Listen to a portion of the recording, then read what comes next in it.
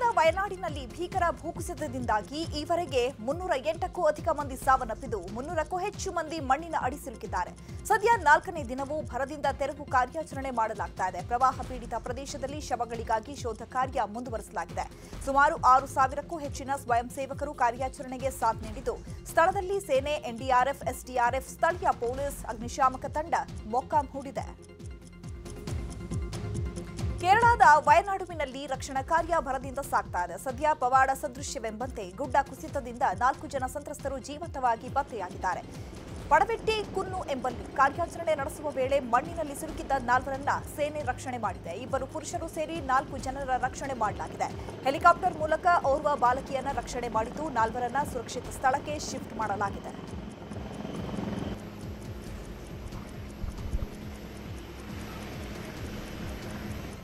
ಇನ್ನು ಮುಂಡಕೈನಲ್ಲಿ ರಕ್ಷಣಾ ಕಾರ್ಯಾಚರಣೆ ವೇಳೆ ಹೃದಯ ವಿದ್ರಾವಕ ಘಟನೆಯೊಂದು ನಡೆದಿದೆ. ಗುಡ್ಡ ಕುಸಿತದಿಂದಾಗಿ ಮಲಗಿದ್ದಲ್ಲೇ ತಾಯಿ ಮತ್ತು ಮಗು ಪ್ರಾಣ ಬಿಟ್ಟಿದ್ದಾರೆ. ಮಣ್ಣಿನ ಅಡಿ ಹೂತು ಹೋಗಿದ್ದ ಮನೆಯ ತೆರವು ಕಾರ್ಯ ಮಾಡುವ ವೇಳೆ ಅಮ್ಮ, ಮಗುವಿನ ಶವ ಪತ್ತೆಯಾಗಿದೆ. ಮಂಚದ ಮೇಲೆ ಮಲಗಿದ್ದ ಸ್ಥಿತಿಯಲ್ಲೇ ಶವ ಪತ್ತೆಯಾಗಿದೆ. ಇನ್ನು ವಯನಾಡಿನ ಭೀಕರ ಭೂಕುಸಿತ ಪ್ರದೇಶದಲ್ಲಿ ಸಿಕ್ಕಾಕೊಂಡಿದ್ದ ಚಾಮರಾಜನಗರದ ಸ್ವಾಮಿ ಶೆಟ್ಟಿ ಊರಿಗೆ ಆಗಮಿಸಿದ್ದು ನ್ಯೂಸ್ 18 ಜೊತೆ ಮಾತನಾಡಿದ್ದಾರೆ. ದುರಂತವನ್ನ ಕಣ್ಣಾರೆ ಕಂಡಿದ್ದ ಸ್ವಾಮಿ ಶೆಟ್ಟಿ, ನಾನು ಬದುಕಿ ಬಂದಿದ್ದೆ ಪವಾಡ ಅಂತ ಹೇಳ್ತಿದ್ದಾರೆ.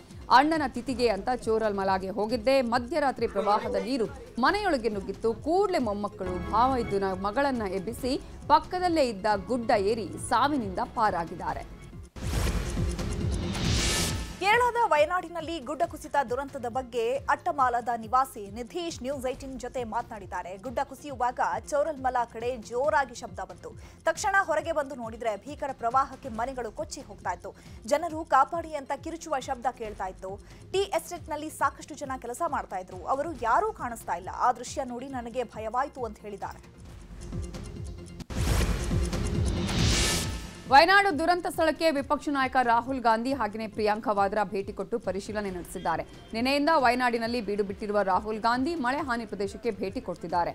ಇನ್ನು ಇವತ್ತು ಮುಂಡಕೈ ಊರಿಗೆ ಭೇಟಿ ಕೊಟ್ಟು ವಾಪಸ್ಸಾಗುವ ವೇಳೆ ರಾಹುಲ್ ಗಾಂಧಿ ವಾಹನವನ್ನ ಸ್ಥಳೀಯರು ಅಡ್ಡಗಟ್ಟಿದ್ದಾರೆ. ಚೂರಲ್ಮಲ ಬ್ರಿಡ್ಜ್ ಸಮೀಪ ರಾಹುಲ್ ಗಾಂಧಿಯ ವಾಹನವನ್ನು ತಡೆದು ನಮ್ಮ ಸಮಸ್ಯೆ ಆಲಿಸಿ ಅಂತ ಜನ ಒತ್ತಾಯಿಸಿದ್ದಾರೆ.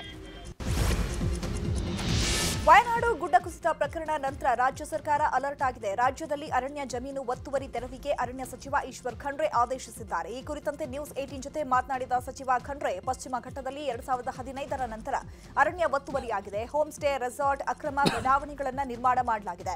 ಅನೇಕ ಕಡೆ ಗುಡ್ಡ ಕುಸಿದು ಕಾಫಿ, ರಬ್ಬರ್ ಬೆಳೆದಿದ್ದಾರೆ. ಅವೈಜ್ಞಾನಿಕ ರಸ್ತೆಗಳ ನಿರ್ಮಾಣ ಆಗಿದೆ.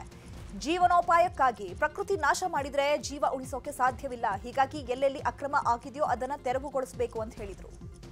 2015 ನಂತರ ಅರಣ್ಯ ಒತ್ತುವರಿಯಾಗಿ ಹೋಮ್ ಸ್ಟೇಗಳಾಗಿದ್ದಾವೆ, ರೆಸಾರ್ಟ್ಗಳಾಗಿದ್ದಾವೆ, ಅಕ್ರಮ ಬಡಾವಣೆಗಳು ಬಂದಿದೆ. ಅನೇಕ ಕಡೆ ಗುಡ್ಡ ಕಡಿದು ಇವತ್ತಲ್ಲಿ ಕಾಫಿ ಬೆಳೆದಿದ್ದಾರೆ, ರಬ್ಬರ್ ಬೆಳೆದಿದ್ದಾರೆ. ಅದರ ಜೊತೆಯಲ್ಲಿ ಅವೈಜ್ಞಾನಿಕವಾಗಿ ರಸ್ತೆಗಳ ನಿರ್ಮಾಣ ಆಗಿದೆ. ಇವೆಲ್ಲ ಕಾರಣದಿಂದ ಇಂಥ ದೊಡ್ಡ ಮಟ್ಟದ ಅವಘಡಗಳಾಗ್ತಾ ಇದೆ. ಇನ್ನು ಮಳೆಗೆ ಸಂಬಂಧಪಟ್ಟಂತಹ ಪ್ರಮುಖ ವಿದ್ಯಮಾನಗಳನ್ನು ನೋಡೋಣ. ರಾಜ್ಯದಲ್ಲಿ ವರುಣ ಇನ್ನೂ ಶಾಂತವಾದ ಹಾಗೆ ಕಾಣಿಸ್ತಾ ಇಲ್ಲ. ಚಿಕ್ಕಮಗಳೂರಲ್ಲಿ ಭಾರೀ ಮಳೆಗೆ ಕಳಸ ತಾಲೂಕಿನ ಹಿರೇಬೈಲು ಸರ್ಕಾರಿ ಶಾಲೆಯ ಪಕ್ಕದಲ್ಲೇ ಭೂಕುಸಿತ ಆಗಿದೆ. ಇನ್ನು ಭೂಕುಸಿತವಾದರೂ ಶಾಲೆಯಲ್ಲಿ ನಿತ್ಯ ಕಲಿಕೆ ನಡೀತಾ ಇದ್ದು ಶಾಲಾ ಆಡಳಿತದ ನಿರ್ಲಕ್ಷ್ಯಕ್ಕೆ ಸ್ಥಳೀಯರು ಆಕ್ರೋಶವನ್ನು ವ್ಯಕ್ತಪಡಿಸುತ್ತಿದ್ದಾರೆ. ದಕ್ಷಿಣ ಕನ್ನಡ ಜಿಲ್ಲೆಯಲ್ಲಿ ಮಳೆಯ ಆರ್ಭಟ ಮುಂದುವರೆದಿದ್ದು ಫಲ್ಗುಣಿ ನದಿ ನೀರಿನ ಮಟ್ಟದಲ್ಲಿ ಏರಿಕೆಯಾಗಿದೆ. ಹೀಗಾಗಿ ಕೂಳೂರು ಭಾಗದಲ್ಲಿ ನದಿಯ ಅಬ್ಬರಕ್ಕೆ ಮನೆ ಹಾಗೂ ಕೃಷಿ ಭೂಮಿ ಜಲಸಮಾಧಿಯಾಗಿದೆ. ನೆರೆ ಹಾನಿಯಾದ ಪ್ರದೇಶದ ದೃಶ್ಯ ಡ್ರೋನ್ ಕ್ಯಾಮೆರಾದಲ್ಲಿ ಸೆರೆಯಾಗಿದೆ. ಶಿವಮೊಗ್ಗದಲ್ಲಿ ಧಾರಾಕಾರ ಮಳೆಯಿಂದಾಗಿ ತುಂಗಾ ನದಿ ನೀರಿನ ಮಟ್ಟ ಏರಿಕೆಯಾಗಿದೆ. ಇದರಿಂದಾಗಿ ಕೆಳಕೆರೆ ಗ್ರಾಮದ ಜಮೀನು, ಅಡಿಕೆ ತೋಟಕ್ಕೆ ನೀರು ನುಗ್ಗಿದ್ದು ಭಾರೀ ಅವಾಂತರ ಸೃಷ್ಟಿಯಾಗಿದೆ. ಮಲೆನಾಡು ಜಿಲ್ಲೆಗಳಲ್ಲಿ ಧಾರಾಕಾರ ಮಳೆ ಸುರಿತಾ ಇದ್ದು ಬರೋಬ್ಬರಿ 4 ವರ್ಷಗಳ ಬಳಿಕ ರಾಜ್ಯದ ಅತಿದೊಡ್ಡ ಲಿಂಗನಮಕ್ಕಿ ಜಲಾಶಯ ತುಂಬಿದೆ. ಡ್ಯಾಂನ ಎಲ್ಲ 9 ಕ್ರಸ್ಟ್ ಗೇಟ್ಗಳಿಂದ ನೀರು ಹೊರಬಿಡಲಾಗ್ತಾ ಇದೆ. ಹೀಗಾಗಿ ನದಿ ಪಾತ್ರದ ಜನರಿಗೆ ಎಚ್ಚರಿಕೆಯಿಂದ ಇರುವಂತೆ ಶಿವಮೊಗ್ಗ ಜಿಲ್ಲಾಡಳಿತ ಸೂಚನೆ ಕೊಟ್ಟಿದೆ. ಲಿಂಗನಮಕ್ಕಿ ಜಲಾಶಯದಿಂದ ನೀರು ಹೊರಬಿಡ್ತಾ ಇರೋದ್ರಿಂದ ಶಿವಮೊಗ್ಗ ವಿಶ್ವವಿಖ್ಯಾತ ಜೋಗ ಜಲಪಾತ ಧುಮ್ಮಿಕ್ಕಿ ಹರಿತಾ ಇದೆ. ಈ ದೃಶ್ಯ ನೋಡೋದಕ್ಕೆ ಮನಮೋಹಕವಾಗಿದೆ. ಇನ್ನು ಜೋಗ ಜಲಪಾತ ಧುಮ್ಮಿಕ್ಕುವ ದೃಶ್ಯ ರುದ್ರ ರಮಣೀಯವಾಗಿದೆ. ಜೋಗದ ಮತ್ತೊಂದು ಕಡೆಯಿಂದ ಜಲಪಾತದ ದೃಶ್ಯ ಅದ್ಭುತವಾಗಿದೆ.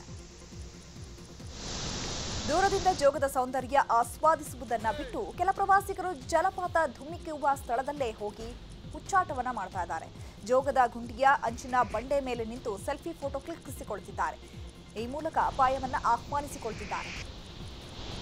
ಉಡುಪಿ ಜಿಲ್ಲೆಯಲ್ಲಿ ವರುಣನ ಆರ್ಭಟ ಮುಂದುವರೆದಿದೆ. ಕೊಲ್ಲೂರು ಘಾಟಿ ಪ್ರದೇಶದಲ್ಲಿ ನಿರಂತರ ಮಳೆಯಿಂದಾಗಿ ಸೌಪರ್ಣಿಕಾ ನದಿ, ಪಾತ್ರದ ನಾವುಂದ, ಬಡಾಕೆರೆ, ಚಿಕ್ಕಳ್ಳಿ, ಪಡುಕೋಣೆ, ಮರವಂತೆ ಭಾಗದಲ್ಲಿ ನೆರೆ ನೀರು ಇಳಿಯದಂತೆ ನಿವಾಸಿಗಳು ಪರದಾಡುವಂತಾಗಿದೆ. ತಗ್ಗು ಪ್ರದೇಶಗಳಿಗೆ ನೀರು ನುಗ್ಗಿದ್ದು ಮಳೆ ಹಾನಿ ಪ್ರದೇಶದ ದೃಶ್ಯ ಡ್ರೋನ್ ಕ್ಯಾಮೆರಾದಲ್ಲಿ ಸೆರೆಯಾಗಿದೆ. ಮಂಡ್ಯದಲ್ಲಿ ಕಾವೇರಿ ನದಿ ಪ್ರವಾಹಕ್ಕೆ ಗೌತಮ ಕ್ಷೇತ್ರ ನಡುಗಡ್ಡೆಯಂತಾಗಿದೆ. ರಂಗಪಟ್ಟಣ ತಾಲೂಕಿನ ದೊಡ್ಡ ಗೌಡನಕೊಪ್ಪಲು ಗ್ರಾಮದಲ್ಲಿರುವ ಗೌತಮ ಕ್ಷೇತ್ರ ಮುಳುಗಡೆಯಾಗಿದ್ದು ನಡುಗಡ್ಡೆಯಲ್ಲಿ ಸಿಕ್ಕಿದ್ದ ಜನರನ್ನ ರಕ್ಷಣೆ ಮಾಡಿ ಸುರಕ್ಷಿತ ಸ್ಥಳಕ್ಕೆ ಶಿಫ್ಟ್ ಮಾಡಲಾಗಿದೆ. ಕೊಡಗಿನಲ್ಲಿ ಮಳೆಯಿಂದ ಉಂಟಾದ ಹಾನಿಯ ಪ್ರದೇಶಗಳಿಗೆ ಇವತ್ತು ಸಿಎಂ ಸಿದ್ದರಾಮಯ್ಯ ಭೇಟಿ ಕೊಟ್ಟಿದ್ರು. ಪೊನ್ನಂಪೇಟೆ ತಾಲೂಕಿನ ಶ್ರೀಮಂಗಲ ಮತ್ತು ಕುಟ್ಟ ಗ್ರಾಮದ ರಸ್ತೆ ಕುಸಿತವಾದ ಸ್ಥಳಕ್ಕೆ ಸಿಎಂ ಭೇಟಿ ನೀಡಿ ಪರಿಶೀಲಿಸಿದ್ದಾರೆ. ಈ ವೇಳೆ ಸಿಎಂಗೆ ಗಡಿ ಭಾಗದಲ್ಲಿ ವಾಸವಾಗಿರುವ ಗ್ರಾಮಗಳಿಗೆ ಮೂಲಭೂತ ಸೌಕರ್ಯಗಳನ್ನು ಒದಗಿಸುವಂತೆ ಸ್ಥಳೀಯರು ಮನವಿ ಮಾಡಿಕೊಂಡಿದ್ದಾರೆ. ಭಾರೀ ಮಳೆಗೆ ಬಾಗಲಕೋಟೆ ಜಿಲ್ಲೆಯ ಜಮಖಂಡಿ ತಾಲೂಕಿನ ಟಕ್ಕಳಕಿ ಗ್ರಾಮದಲ್ಲಿರುವ ಹೊಳೆಮ್ಮ ದೇವಿ ಜಲಾವೃತವಾಗಿದೆ. ಆದರೆ ಜಲಾವೃತವಾದ ದೇಗುಲದಲ್ಲೇ ಪ್ರವಾಹವನ್ನು ಲೆಕ್ಕಿಸದೆ ದೇವರ ಜಾತ್ರೆ ಉತ್ಸವ ಮಾಡಿದ್ದಾರೆ. 2-3 ಅಡಿ ನೀರಲ್ಲಿ ನಡ್ಕೊಂಡು ಹೋಗಿ ಭಕ್ತರು ದೇವರ ದರ್ಶನ ಪಡೆದಿದ್ದಾರೆ. ಮಂಡ್ಯದಲ್ಲಿ ಮತ್ತೊಮ್ಮೆ ಕಾವೇರಿ ನದಿಗೆ ಬಾಗಿನ ಅರ್ಪಣೆ ಮಾಡಲಾಗಿದೆ. ಕೆಆರ್ಎಸ್ನಲ್ಲಿ ಸಚಿವ ಜಿಲ್ಲಾ ಉಸ್ತುವಾರಿ ಎನ್ ಚಲುವರಾಯಸ್ವಾಮಿ, ಪತ್ನಿ ಧನಲಕ್ಷ್ಮಿ, ಶ್ರೀರಂಗಪಟ್ಟಣ ಶಾಸಕ ರಮೇಶ್ ಬಂಡಿಸಿದ್ದೇಗೌಡರ ಪತ್ನಿ ಸುಮತಿ ಪ್ರತ್ಯೇಕವಾಗಿ ಬಾಗಿನ ಅರ್ಪಣೆ ಮಾಡಿದ್ದಾರೆ. ಕಳೆದ 4 ದಿನಗಳ ಹಿಂದೆ ಸಿಎಂ ಬಾಗಿನ ಅರ್ಪಿಸಿದ್ರು. ಆದರೆ ಈಗ ಮತ್ತೆ ಪ್ರತ್ಯೇಕವಾಗಿ ಸಚಿವ ಶಾಸಕರ ದಂಪತಿಗಳು ಬಾಗಿನ ಅರ್ಪಣೆ ಮಾಡಿದ್ದಾರೆ. ಇದು ಭಾರೀ ಚರ್ಚೆಗೆ ಗ್ರಾಸವಾಗಿದೆ. ಉತ್ತರ ಭಾರತದಲ್ಲೂ ರಣಭೀಕರ ಮಳೆಯಾಗ್ತಿದೆ. ಹಿಮಾಚಲ ಪ್ರದೇಶದಲ್ಲಿ ಮೇಘ ಸ್ಫೋಟವೇ ಉಂಟಾಗಿದೆ. ಶಿಮ್ಲಾದ ಸಮೇಜ್ ಖಾಡ್ ಬಳಿಯ ಪಾರ್ವತಿ ನದಿಯಲ್ಲಿ ದಿಢೀರ್ ಪ್ರವಾಹ ಉಂಟಾಗಿದ್ದು ಎಲ್ಲವೂ ಕೊಚ್ಚಿ ಹೋಗಿದೆ. ಕೆಸರು ಮಣ್ಣು ಸಹಿತ ಜಲಸ್ಫೋಟಕ್ಕೆ 5 ಸಾವನ್ನಪ್ಪಿದ್ದು 50 ಮಂದಿ ಕಣ್ಮರೆಯಾಗಿದ್ದಾರೆ. ಇನ್ನು ಉತ್ತರಾಖಂಡ್ನ ಹಲವು ಪ್ರದೇಶಗಳಲ್ಲಿ ಪ್ರವಾಹ ಪರಿಸ್ಥಿತಿ ನಿರ್ಮಾಣವಾಗಿದ್ದು 14 ಜನ ಸಾವನ್ನಪ್ಪಿದ್ರೆ ಹಲವು ಮಂದಿ ಗಾಯಗೊಂಡಿದ್ದಾರೆ. ಹರಿದ್ವಾರ, ಕೇದಾರನಾಥ್, ಡೆಹ್ರಾಡೂನ್, ಚಮೋಲಿಯಲ್ಲಿ ನದಿಗಳು ಉಕ್ಕಿ ಹರಿತಿದ್ದು ಜನಜೀವವನ್ನು ಕಳ್ಕೊಳ್ತಿದ್ದಾರೆ. ಕೇದಾರನಾಥ ಯಾತ್ರೆ ಸದ್ಯಕ್ಕೆ ಸ್ಥಗಿತಗೊಳಿಸಲಾಗಿದೆ. ನವದೆಹಲಿಯಲ್ಲೂ ನಿರಂತರವಾಗಿ ಸುರಿತಾ ಇರುವ ಭಾರೀ ಮಳೆಗೆ ಕಳೆದ 2 ದಿನಗಳಲ್ಲಿ 9 ಜನ ಸಾವನ್ನಪ್ಪಿದ್ದಾರೆ. ಹಲವು ಪ್ರದೇಶಗಳು ಜಲಾವೃತವಾಗಿದ್ದು ಜನಜೀವನ ಅಸ್ತವ್ಯಸ್ತ ಆಗಿದೆ. ಇನ್ನು ರಾಜಸ್ಥಾನದ ಕೋಟಾ ಹಾಗೂ ಜೈಪುರದಲ್ಲಿ ಪ್ರವಾಹ ಉಂಟಾಗಿದ್ದು 6 ಜನ ಸಾವನ್ನಪ್ಪಿದ್ದಾರೆ. ಬಿಹಾರದಲ್ಲೂ ಗುಡುಗು ಸಹಿತ ಭಾರೀ ಮಳೆಯಾಗ್ತಿದ್ದು ಸಿಡಿಲು ಬಡಿದು 12 ಮಂದಿ ದಾರುಣವಾಗಿ ಸಾವನ್ನಪ್ಪಿದ್ದಾರೆ. ಉತ್ತರ ಪ್ರದೇಶದಲ್ಲಿ ಮಹಾಮಳೆಗೆ ಸಾಕಷ್ಟು ಅವಾಂತರಗಳು ಸೃಷ್ಟಿಯಾಗಿದೆ. ಇನ್ನು ಜಿಲ್ಲೆಯಲ್ಲಿರುವ ಶಾಲೆಯೊಂದರಲ್ಲಿ ಪ್ರವಾಹದ ನೀರು ತರಗತಿಗೆ ನುಗ್ಗಿದ್ದು ಮಕ್ಕಳು ಪ್ರವಾಹದ ನೀರಲ್ಲೇ ಈಜಾಡುತ್ತಾ ಆಟ ಆಡಿದ್ದಾರೆ. ಸದ್ಯ ಈ ವಿಡಿಯೋ ಸೋಷಿಯಲ್ ಮೀಡಿಯಾದಲ್ಲಿ ವೈರಲ್ ಆಗಿದೆ.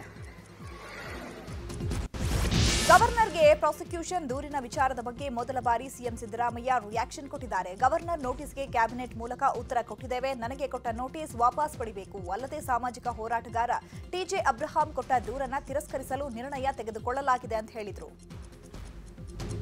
ಇನ್ನು ರಾಜ್ಯಪಾಲರು ಶೋಕಾಸ್ ನೀಡಿರೋ ವಿಚಾರದ ಬಗ್ಗೆ ಮೈಸೂರಿನಲ್ಲಿ ಮಾತನಾಡಿದಂತಹ ಸಿಎಂ ಸಿದ್ದರಾಮಯ್ಯ ರಾಜ್ಯಪಾಲರ ನಡೆ ವಿರುದ್ಧ ಗರಂ ಆಗಿದ್ದಾರೆ. ಇದಕ್ಕೆಲ್ಲ ನಾನು ಹೆದರಲ್ಲ, ನಾವು ಇದನ್ನೆಲ್ಲ ಎದುರಿಸಲು ಸಿದ್ಧರಾಗಿದ್ದೇವೆ. ರಾಜ್ಯಪಾಲರು ಕೇಂದ್ರ ಸರ್ಕಾರದ ಕೈಗೊಂಬೆ ಆಗಿದ್ದಾರೆ. 136 ಶಾಸಕರ ಬೆಂಬಲದಿಂದ ಮುಖ್ಯಮಂತ್ರಿ ಆಗಿದ್ದೇನೆ. ಆದರೆ ನನ್ನ ಪಾತ್ರ ಇಲ್ಲದಿದ್ರೂ ಸರ್ಕಾರ ಅಸ್ಥಿರಗೊಳಿಸಲು ಪ್ರಯತ್ನ ಪಡ್ತಿದ್ದಾರೆ. ಟಿಜೆ ಅಬ್ರಹಾಂ ಒಬ್ಬ ಬ್ಲಾಕ್ ಮೇಲರ್ ಅಂತ ಕಿಡಿಕಾರಿದ್ದಾರೆ. ನಾಳೆಯಿಂದ ನಡೆಯಲಿರುವ ಮೂಡಾ ವಿರುದ್ಧದ ದೋಸ್ತಿಗಳ ಪಾದಯಾತ್ರೆಗೆ ಪ್ರತಿಯಾಗಿ ಕಾಂಗ್ರೆಸ್ ಕೂಡ ಹೋರಾಟ ನಡೆಸುತ್ತಿದೆ. ರಾಮನಗರ ಜಿಲ್ಲೆ ಬಿಡದಿಯಲ್ಲಿ ನಡೆದ ಜನಾಂದೋಲನ ಸಮಾವೇಶದಲ್ಲಿ ಮಾತನಾಡಿದ ಗೃಹ ಸಚಿವ ಪರಮೇಶ್ವರ್ ಬಿಜೆಪಿ ಜೆಡಿಎಸ್ ವಿರುದ್ಧ ಕಿಡಿಕಾರಿದ್ದಾರೆ. ಈಗ ಜೆಡಿಎಸ್ ಬಾವುಟ ಕಾಣ್ತಿಲ್ಲ, ಎಲ್ಲಾ ಕಡೆ ಬಿಜೆಪಿ ಬಾವುಟವೇ ಹಾರಾಡ್ತಿದೆ. ಮದುವೆ ಮಾಡ್ಕೊಂಡಿದ್ದೀರಿ, ಹೆಚ್ಚು ದಿನ ಇರಲ್ಲ, ಇದು ಬೇಗ ಡೈವೋರ್ಸ್ ಆಗತ್ತೆ. ಈಗ ಮೂಡಾ ಬಗ್ಗೆ ಆರೋಪ ಮಾಡ್ತಿದ್ದೀರಿ. ನಿಮ್ಮ ಕಾಲದಲ್ಲಿ ಎಷ್ಟು ಹಗರಣಗಳಾಗಿವೆ, ಅದಕ್ಕೆಲ್ಲ ನೀವು ಉತ್ತರ ಕೊಡಿ ಅಂತ ವಾಗ್ದಾಳಿ ನಡೆಸಿದ್ದಾರೆ. ಇನ್ನು ಇದೇ ಸಮಾವೇಶದಲ್ಲಿ ಮಾತನಾಡಿದ ಡಿಸಿಎಂ ಡಿಕೆ ಶಿವಕುಮಾರ್ ಎಚ್ಡಿಕೆ ಹಾಗೂ ವಿಜೇಂದ್ರ ವಿರುದ್ಧ ಗುಡುಗಿದ್ದಾರೆ. ಜೆಡಿಎಸ್ ಈಗ ಬಿಜೆಪಿ ಬಾವುಟದಲ್ಲಿ ಪಾದಯಾತ್ರೆ ಮಾಡ್ತಿದೆ. ಜೆಡಿಎಸ್ಗೆ ಕಾಂಗ್ರೆಸ್ ವಿರುದ್ಧ ಏಕಾಂಗಿ ಹೋರಾಟ ಮಾಡುವ ಧೈರ್ಯ ಇಲ್ಲ ಅಂತ ಏಕವಚನದಲ್ಲಿ ವಾಗ್ದಾಳಿ ನಡೆಸಿದ್ದಾರೆ. ಇಷ್ಟೇ ಅಲ್ಲದೆ ವಿಜೇಂದ್ರ ವಿರುದ್ಧ ಎಲ್ಲಾ ಆರೋಪಗಳನ್ನ ಬಿಚ್ಚಿ ಹೇಳ್ತೇನೆ. ಭ್ರಷ್ಟಾಚಾರದ ಪಿತಾಮಹ ಅಂದ್ರೆ ಏನು ಅಂತ ಹೇಳಬೇಕು. ವಿಜೇಂದ್ರಗೆ ತಾಕತ್ತಿದ್ರೆ ಪ್ರೆಸ್ ಮೀಟ್ ಮಾಡಿ ಹೇಳಲಿ ಅಂತ ಹರಿಹಾಯ್ದಿದ್ದಾರೆ. ಮೂಡಾ ಹಗರಣ ಸಂಬಂಧ ಮೈತ್ರಿ ನಾಯಕರಿಂದ ಪಾದಯಾತ್ರೆ ಹಿನ್ನೆಲೆ ಬಿಜೆಪಿಗೆ ಟಕ್ಕರ್ ಕೊಡೋದಕ್ಕೆ ಕಾಂಗ್ರೆಸ್ ಕಾರ್ಯಕರ್ತರು ಪೋಸ್ಟರ್ ವಾರ್ ಆರಂಭಿಸಿದ್ದಾರೆ. ಪಾದಯಾತ್ರೆ ಸಾಗುವ ಮೈಸೂರು ರಸ್ತೆಯಲ್ಲಿ ಬಿಜೆಪಿ ನಾಯಕರ ವಿರುದ್ಧ ಭ್ರಷ್ಟ ಬಿಜೆಪಿ ಕಳ್ಳರ ಪಾದಯಾತ್ರೆಗೆ ಸ್ವಾಗತ ಅಂತ ಪೋಸ್ಟರ್ ಅಂಟಿಸಿದೆ. ಈ ಮೂಲಕ ಬಿಜೆಪಿ ಜೆಡಿಎಸ್ ಪಾದಯಾತ್ರೆಗೆ ಕಾಂಗ್ರೆಸ್ ತಿರುಗೇಟನ್ನ ಕೊಟ್ಟಿದೆ.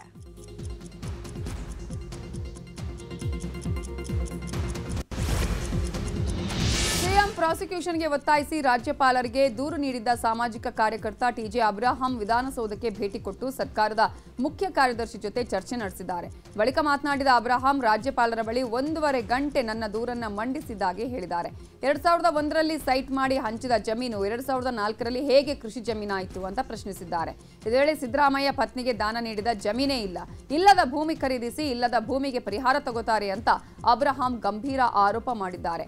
ಎಲ್ಲೂ ಕೂಡ ಸಿದ್ದರಾಮಯ್ಯ ಸಹಿ ಮಾಡದಿದ್ದರೂ ಪ್ರಭಾವ ಬಳಸಿದ್ದಾರೆ. ಅದು ಕೂಡ ಭ್ರಷ್ಟಾಚಾರ ನಿಯಂತ್ರಣ ಕಾಯ್ದೆಯಡಿ ಬರುತ್ತೆ ಅಂತ ಹೇಳಿದ್ದಾರೆ. ರಾಜ್ಯಪಾಲರ ನೋಟಿಸ್ ವಿರುದ್ಧ ನಿರ್ಣಯ ಕೈಗೊಳ್ಳಲು ಸಿಎಂ ಇಲ್ಲದೆ ಸಚಿವ ಸಂಪುಟ ಸಭೆ ನಡೆಸಿದ್ದಕ್ಕೆ ಬಿಜೆಪಿ ರಾಜ್ಯಾಧ್ಯಕ್ಷ ವಿಜಯೇಂದ್ರ ಅಸಮಾಧಾನ ವ್ಯಕ್ತಪಡಿಸಿದ್ದಾರೆ. ಕಾಂಗ್ರೆಸ್ ಸರ್ಕಾರ ಹೊಸ ಸಂಪ್ರದಾಯ ಆರಂಭಿಸಿದೆ, ಸಿಎಂ ಇಲ್ಲದೆ ಸಂಪುಟ ಸಭೆ ನಡೆಸಿದೆ ಅಂತ ಟೀಕಿಸಿದ್ದಾರೆ.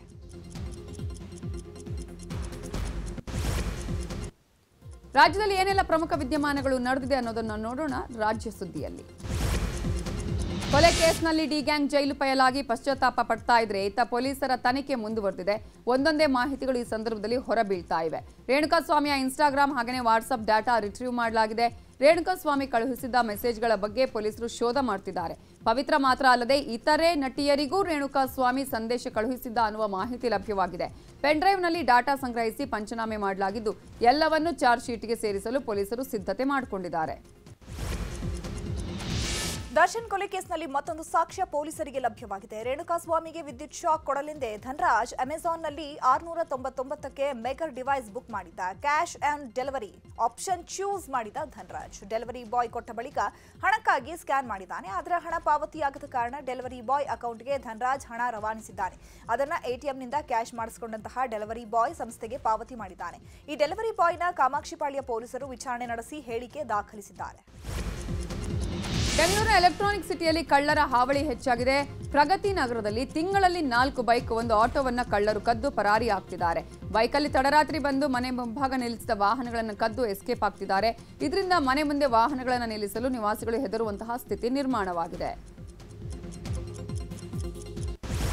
ದೇಶದಲ್ಲಿ ಏನೆಲ್ಲ ವಿದ್ಯಮಾನಗಳು ನಡೆದಿದೆ ನೋಡ್ತಾ ಹೋಗೋಣ.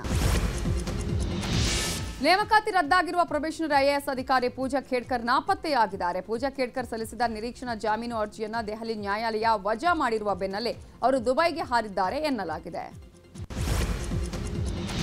ಮಳೆಗೆ ದೆಹಲಿಯ ನೂತನ ಸಂಸತ್ ಭವನದಲ್ಲಿ ಮೇಲ್ಚಾವಣಿ ಸೋರುತ್ತಿರುವ ವಿಡಿಯೋ ವೈರಲ್ ಆಗಿತ್ತು. ವಿಡಿಯೋ ವೈರಲ್ ಆಗಿರುವ ಬೆನ್ನಲ್ಲೇ ಸಾಮಾಜಿಕ ಜಾಲತಾಣ ಎಕ್ಸ್ನಲ್ಲಿ ಪೋಸ್ಟ್ ಮಾಡಿರುವ ಲೋಕಸಭೆ ಕಾಂಗ್ರೆಸ್ ಉಪನಾಯಕ ಗೌರವ್ ಗೊಗೋಯ್ ಗುಣಮಟ್ಟವನ್ನು ಪರೀಕ್ಷೆಗೆ ಒತ್ತಾಯಿಸಿದ್ದಾರೆ.